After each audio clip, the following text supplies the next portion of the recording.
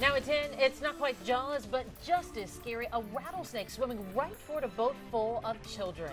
And tonight marks 11 months since Harvey began unleashing its wrath on Houston. But we're still learning just how much damage the storm caused. We break down the numbers and expect crowds on the beach this weekend now that clear water is back. We're live on the island tonight.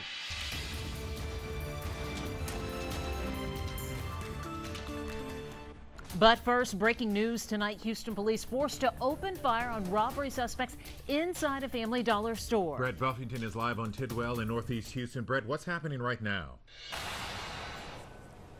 And Lynn, so far tonight, I can tell you that this is now over. There's now the investigation that will happen. But as far as the dramatic moments that happened at this Family Dollar store tonight, that is over. Talk about being in the right place at the right time. Sources tell me that a Houston police officer was driving by the front of this Family Dollar and saw two armed men in masks go inside. He flipped around, tried to confront the men. Shots were fired. One of those people who walked into the store with a gun, we're told by police, that person was shot. The other tonight has given himself up, turned himself in, and now is being questioned by police. There will be an investigation now that there has been an officer-involved shooting. Sources tell me that one of the officers at this scene opened fire and shot one of those persons, one of those armed robbers. Again, that person has been taken to the hospital. Unclear his condition tonight. We're still asking about that person, waiting on an update from anyone from the police department here tonight. Of course, once that happens, we'll bring you the latest. For now, that we're live in Northeast Houston, Brett Buffington, KHOU 11 News.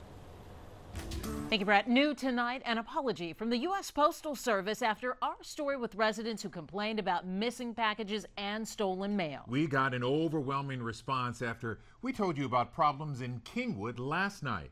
So we want to know, what's your biggest complaint? And while you vote on our KHOU 11 News app or online at KHOU.com, Larry Seward is back looking into similar complaints in Roche-Sharon. Larry? Lynn, we showed some of the many complaints emailed to us with Postal Service workers and inspectors. They promised better delivery, but want to hear directly from customers who sound desperate to be heard.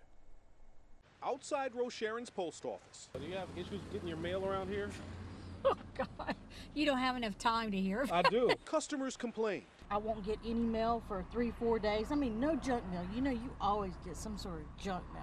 Unlike Kingwood, where people showed us opened mail, birthday cards stripped of money, and griped about employees blowing them off. Sometimes it works and sometimes it doesn't. It's unreliable. This place. It's the flow. It has to do with the inside. Acts overwhelmed. Nobody comes to my door. LaDonna Malone told us her packages routinely tracked online showed up days late, if at all, despite confirmed delivery notes from her post office. She and neighbors complain but see no action. And I just feel like there's no checks and balances. Who do we talk to? Where do we go? Where's the solution? Okay, my only answer is you don't have your package. In a statement, a Postal Service spokesperson told us the Roche-Sharon postmaster has been made aware of the situation and takes these customers' concerns very seriously. Appropriate steps are being taken to ensure mail and packages for these customers are handled properly. Though with so much growth in their community just south of Pearland, customers suspect Roche-Sharon's tiny office just can't keep up. They need additional staffing, they need vehicles, they need something to get their work done. While customers just need their mail. Larry Seward, KHOU 11 News. Now, most of those we interviewed know this and use it, but if you're worried about postal deliveries, you can sign up for what's called informed delivery. There's a link on the Postal Service website. You can sign up free and, in theory, track your package wherever it goes. A short time ago, our informal poll asked you about your experience. Let's take a look at the results here. We asked your biggest complaint about the mail service. It arrives late, 24%, goes to the wrong address. Overwhelmingly, 62% of people saying it goes to the wrong address, never arrives at all. 17%. Lynn, Mia. All right. Larry Seward, thanks so much. Good work, too. The 17-year-old charged with driving drunk and killing two of his friends in a crash will have to follow some strict rules while he is out on bond. During his first court appearance today, the judge told Jagger Smith he is not allowed to drive. He'll be monitored for alcohol use, and he has a 9 p.m. curfew. Prosecutors say he admitted to drinking before the crash, and now investigators are trying to figure out how he got the alcohol and if someone got it for him. In Texas, if you're found providing, selling, or furnishing alcohol to a minor, you can face up to a year in jail and or a $4,000 fine. Meanwhile, the memorial continues to grow at the crash site for the victims, 16-year-olds Selma Gomez and Chloe Robeson. We spotted a sheriff's deputy there today protecting those wishing to pay their respects. We learned today that a Texas State student from Pasadena is one of the victims of this apartment fire in San Marcos. David Ortiz is one of 5 people who died in the fire, most of them students. The cause of the fire still being investigated. Let's switch some gears now and move on to the weather. After getting some relief the past couple of days, we hit 100 degrees again today. So where is that rain to cool us off? David, Mother Nature's messing around with us here. Hang in there. Cool. Hang no, in it's there. not. It's going to rain. Just got to get through a couple more days. These are high temps today. Sugar Land actually was the winner. You guys were 101 at the Sugar Land Airport today for a high temp. Conroe hit 100, Huntsville 100, Bush 100, Hobby 98, Pearland had a high of 97. It was a hot day. We will have another hot day tomorrow, hot, dry Friday. Hot, humid weekends coming up. Rain does return next week big time. I'll show you the extended. You'll want to see that. And then if you think you're going to go to the beach to cool off, think again. The water temperature, although beautiful, is 88 degrees right now. Guys, your extended forecast in a couple of minutes. All right, and speaking of the beach, it's back. Here it is. We're talking about clear water off Galveston, but you'll want to act fast to enjoy it. Levi Ismail is live on the island tonight. So what did you see today, Levi?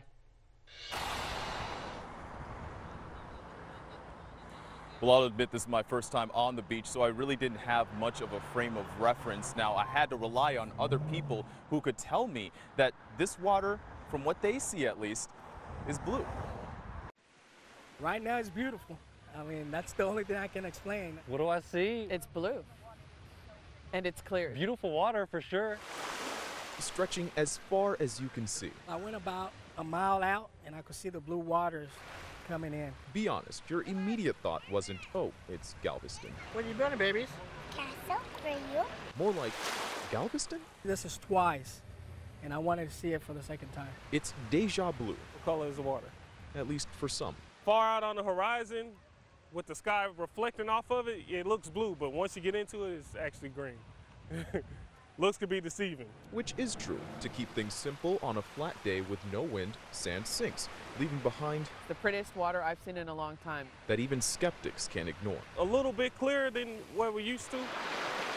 Now the better question, what do you think is going to happen tomorrow? It's probably going to turn dark.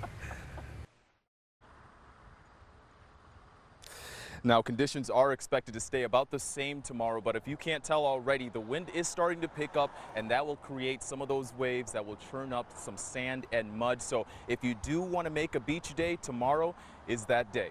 Guys, back to you. All right, Levi Ismail in Galveston tonight. Thanks so much. An animal shelter dealing with overcrowding and a deadly disease. And Facebook stocks take a nosedive. It's tonight's other top stories. Your nightcap in 90 seconds.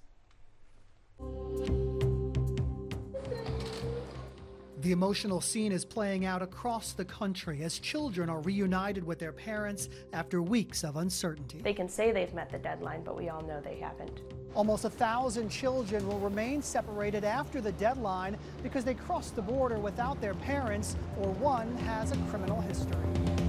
The Montgomery County Animal Shelter is hit with a deadly disease. 4 days after we got her, she started not eating and puking and coughing a lot. The vet here was very frank with us today. This shelter and most shelters are exposed to a level of what's known as distemper.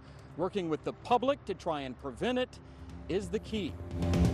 Facebook stocks took a nosedive today. The company's value fell by more than $122 billion. That's about the entire market value of Nike. Ouch.